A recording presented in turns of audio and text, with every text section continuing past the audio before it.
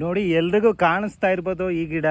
ನಮ್ಮ ಕಡೆ ಹಳ್ಳಿ ಕಡೆ ನಾಗದೆಳೆ ಸೊಪ್ಪು ಅಥವಾ ನರ್ವಿಷ ಅಂತಾರೆ. ಇದರ ಸ್ಮೆಲ್ಲು ತುಂಬ ಕೆಟ್ಟದಾಗಿರುತ್ತೆ.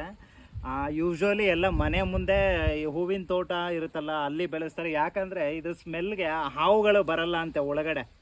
ಹಳ್ಳಿ ಕಡೆ ನೋಡ್ಬೋದು ನೀವು. ಮತ್ತು ಇದರಲ್ಲಿ ಬರ್ತಕ್ಕಂಥ ಎಲೆನಲ್ಲಿ ಇರ್ತಕ್ಕಂಥ ರಸನ ಕುಡಿಯೋದ್ರಿಂದ ಜ್ವರ, ಕೆಮ್ಮು, ನೆಗಡಿ ಕಮ್ಮಿ ಆಗುತ್ತೆ. ಮತ್ತು ಹೊರಗಡೆ ಹೋಗ್ಬೇಕಿದ್ರೆ ಇದ್ರ ಎಲೆಗಳನ್ನ ಕೆಲವ್ರು ಎಲ್ಲ ತುಂಬ ಹಳೆ ಕಾಲದವರೆಲ್ಲ ಜೇಬಲ್ಲಿ ಇಟ್ಕೋತಾರೆ. ಯಾರ್ದು ಕೆಟ್ಟ ದೃಷ್ಟಿ ಬೀಳಬಾರ್ದು ಮತ್ತು ಸೋಕಾಗಬಾರ್ದು, ಈ ಥರ ಎಲ್ಲ ಸ್ವಲ್ಪ ವೈಜ್ಞಾನಿಕ ಕಾರಣಗಳಿಂದ ಇದನ್ನು ಇಟ್ಕೋತಾರೆ. ಮತ್ತು ಇದನ್ನು ಮನೆ ಹತ್ರ ಬೆಳೆಸೋದ್ರಿಂದ ತುಂಬ ಒಳ್ಳೆಯದು. ಯಾವುದೇ ಹಾವು ಹಲ್ಲಿಗಳು ಬರಲ್ಲ ಮನೆ ಒಳಗಡೆ ಇದ್ರ ಸ್ಮೆಲ್ಲಿಗೆ.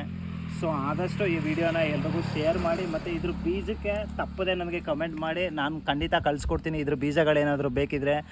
ನಿಮ್ಮ ಕಡೆ ಈ ಗಿಡನ ಏನಂತಾರೆ ಅಂತ ಕಮೆಂಟ್ ಮಾಡಿ. ನರ್ವಿಷ ಅಥವಾ ನಾಗದೆಳೆ ಸೊಪ್ಪು ಅಂತ ಗಿಡ ಅಂತ ನಮ್ಮ ಕಡೆ ಅಂತಾರೆ. ನೋಡಿ ಈ ಥರ ಯೆಲ್ಲೋ ಕಲರ್ ಫ್ಲವರ್ ಬಿಡುತ್ತೆ ಫಸ್ಟು ಸ್ಟಾರ್ಟಿಂಗಲ್ಲಿ.